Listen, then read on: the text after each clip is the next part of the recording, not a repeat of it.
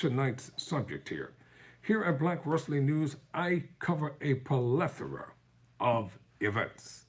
Not just wrestling, I call it Black Wrestling News because primarily I do like to focus on the profiles and the backstories of African American wrestlers and for those who were the pioneers and individuals who paved the way for today's superstars. Unfortunately, many of them were not heard of, and many individuals don't know who they are, and they don't know the price that was paid for today's superstars to lead and live the lives that they live. But at the same time, I also cover everything else from sports, movies, drama, music, etc. It's called The Burial. It's a brand new movie starring Jamie Foxx and Tommy Lee Jones. The Burial Review, Jamie Foxx and Tommy Lee Jones in a satisfying old school courtroom drama. The stars headline Maggie Bett's film about a man who goes up against a corporate titan in order to hold on to his family's funeral home. So, according to the Hollywood Reporter, and here you see Mr. Fox in the courtroom as an attorney, breaking it down. All right, kudos to both of them. The Burial tells the story of funeral home owner and former politician Jerry O'Keefe, Tommy Lee Jones, and his case against the Lowen Group, spearheaded by flashy personal injury lawyer Willie E. Gray, Jamie Foxx. The film, based on a real case in Hinds County, Mississippi, in 1995, is the sophomore narrative feature from Maggie Betts with a screenplay by Doug Wright and Jonathan Harr. O'Keefe is the father of 13 children with 22 grandchildren and a mountain of debt. He's been hiding from everyone, including his wife, who is Pamela Reed, and at his age, his focus is on securing his legacy to make sure his large family is taken care of after he's gone. Though he owns multiple funeral homes, debt has forced him to sell. His attorney and friend, Mike Alfred, played by Alan Ruck, sets up a meeting with Raymond Lowen. Bill Camp, the billionaire owner of the Lowen Group, who seeks to grow his massively successful death and burial insurance business. They draw up a contract, and O'Keefe signs. But Lowen doesn't. When O'Keefe realizes Lowen has no intention of closing the deal, he recruits young lawyer Hal Dawkins,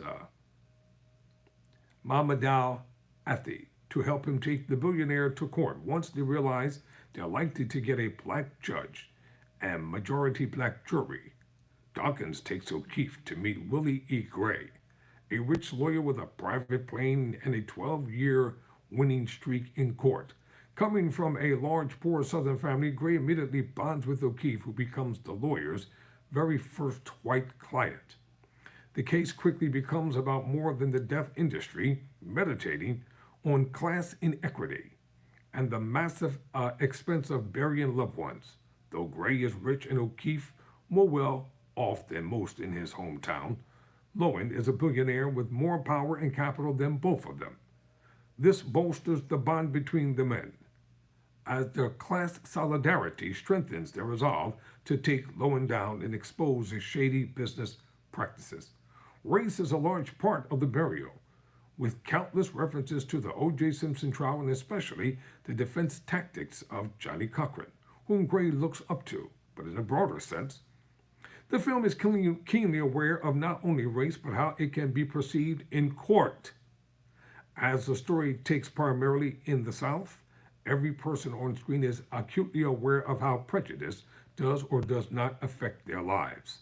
In a departure from her narrative debut's 2017's Naivete, Betts tries her hand at comedy with a feel-good tune that has the energy of a 90s era courtroom, drama full of big personalities, emotional monologues, and cathartic crowd-pleasing jokes. Nearly everyone in the cast is trying to get a laugh at one point or another, and the success rate is high. And when things start to lag, the film gets a burst of energy from the introduction of Lowen's lead attorney, Mame Downs. Journey Smollett, rather. Didn't mean to mispronounce your name, young lady. Journey Smollett, who goes up against Gray in the courtroom with cool confidence. The burial is a return to form for Foxx, who hasn't had a role this large in play in a while, as Gray the star leans back into his stand-up roots, riffing in fancy suits to refer to himself in the third person, as Gray's wife Gloria Amanda Werman perfectly matches Foxx's comic energy, or comedic energy. They both run away with the film, portraying the real-life couple with immense humor and warmth. Smollett gets time to shine as the elegant and intelligent Downs, a woman who walks and talks like she knows she's the smartest person in the room.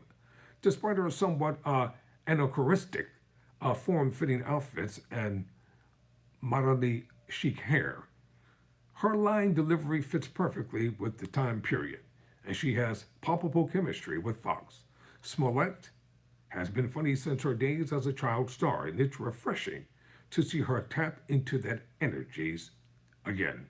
In a sense, the burial feels like a victory lap for Jones, who has spent the last 30 years playing curmudgeonly, yet principled old men who care deeply for the people around them.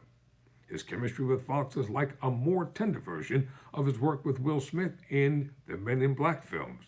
Foxx gets to be loud and boisterous, while Jones responds with succulent, folksy lines that underline the long life he's lived and the wisdom it's brought him. But there was one marked difference in this Jones performance. He's playing an optimistic.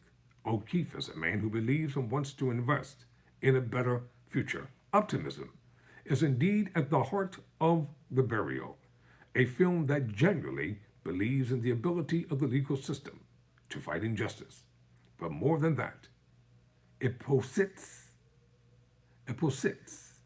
that the wealthy can be held accountable for their actions. In a time when everyone is on strike and billionaires refuse to share the wealth to the detriment of society, it's nice to watch a story in which every one powerful man is forced to confront his own greed and inhumanity. I'm Todd Tanner for Black Wrestling News.